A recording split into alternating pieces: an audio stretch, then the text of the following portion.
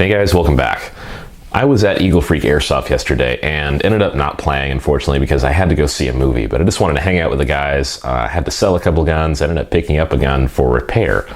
Over this summer break from college, I'm trying to get as many guns as I can repair-wise and upgrade-wise to try and make some money for, eating, important things like that.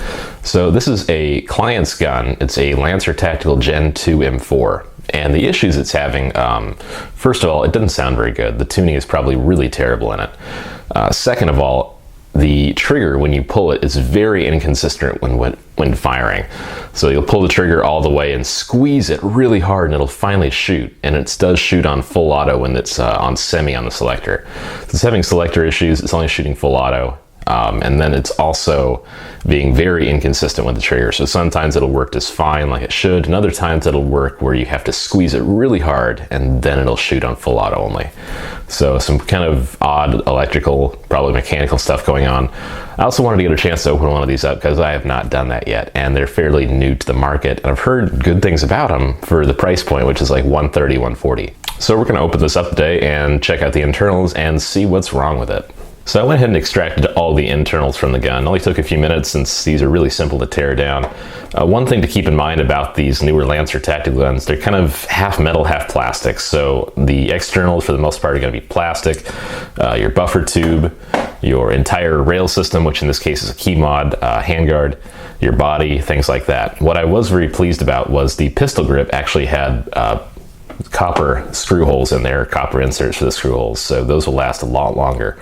Also, your pistol grip is held in place by 4 screws instead of the usual 2. So I've seen very few companies do that, so it's kind of a nice touch on their part. The downside for me, though, was everything was really loose. It was hand tightened, everything was already coming loose after just a month of use. So that's kind of a huge downside for me. For a new player that they probably don't know what they're doing internally, they shouldn't be opening this up to tighten screws down. So that's a big downside for me. They really need to use Loctite or really tighten these things down for them to stay in place and actually be long-term durable. Now the motor, it's pretty standard. It feels pretty smooth actually rotating it. It's not like rough with some of the cheaper ones. I noticed the armature could be shimmed a little bit better because it does kind of bounce up and down a bit. It actually has an O-hole pinion, so it's a little bit different from most Chinese guns. Other than that, it's a pretty standard motor. Nothing too special. You get a rotary hop-up. This is the same plastic that's used in a lot of the guns, so nothing crazy there. It doesn't really click in place terribly well. It just kind of spins and you can feel a little bit of resistance when you apply the hop a bit more. It has a pretty decent heavy spring on the front of it to keep it against the gearbox shell, so that's a plus.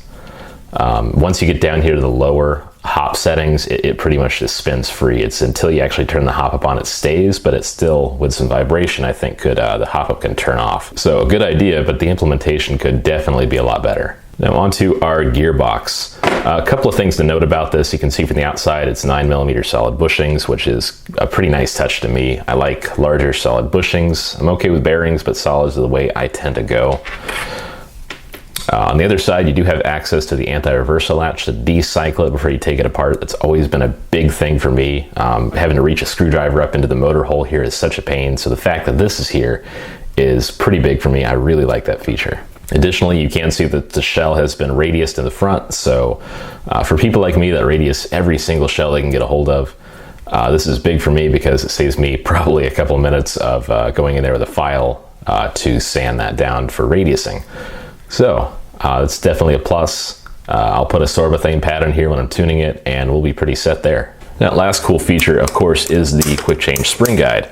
Take your large Allen key and you can rotate the spring guide around in the back, pop the spring and the guide out the back of the gun. Now the shaft of the spring guide is plastic, the base is metal. That works, but I really do wish it had a metal shaft as well. That way I've seen those crack. Just a little bit more durability there, and it'd probably be pretty easy to make this out of one piece of metal, to be honest. Spring, this is the lower power version. I'm told by the customer it shoots about 330 feet per second. It feels like maybe an M100 spring, so we're probably right in there as far as air seal versus cylinder capacity to the M4 barrel length. So it sounds about right to me. Internals offhand look about right for what you're paying. Some metal shavings here, that doesn't look good. Actually can't tell if that's, actually that looks like it was a shim. So that's interesting. Go ahead and retain what shimming there is here, or I re-shim it here, but I'm just going to do that to check it here in a second.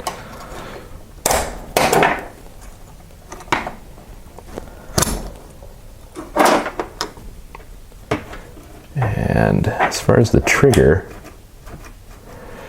so you're having to pull it all the way already to actually get everything to meet up there. So I might end up replacing the trigger shuttle there and take a look at the contacts here, but let's go ahead and take the AR latch out and look at the shimming.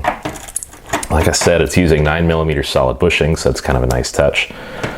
They look like they're about SHS quality. They don't have the little cross cuts in them, so that's good. They won't crack, at least not nearly as fast. It does have the sector chip there. I guess they kind of think, oh, he might run it on a 11.1 LiPo or something for better feeding. Please don't do that. Run a 7.4 or 9.6 or something. This is exactly what you want to do, is that. So let's put the shell back together and check the shimming here.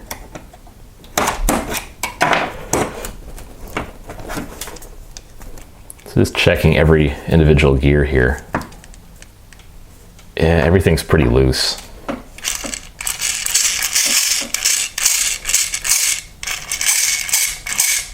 You can hear when it really starts to spin up there that everything kind of jitters in there from the loose shimming. I've seen that happen more on A and Ks, I guess, than anything, just as far as that goes.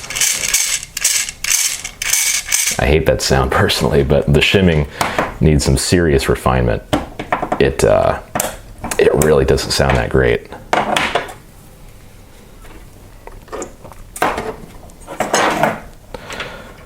So the rest of the internals, the trigger switch assembly definitely needs some work. That's kind of the weak point as far as the problems my client is having.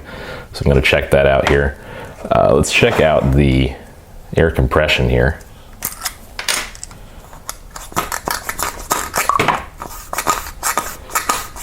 Air seal isn't that great, but it works.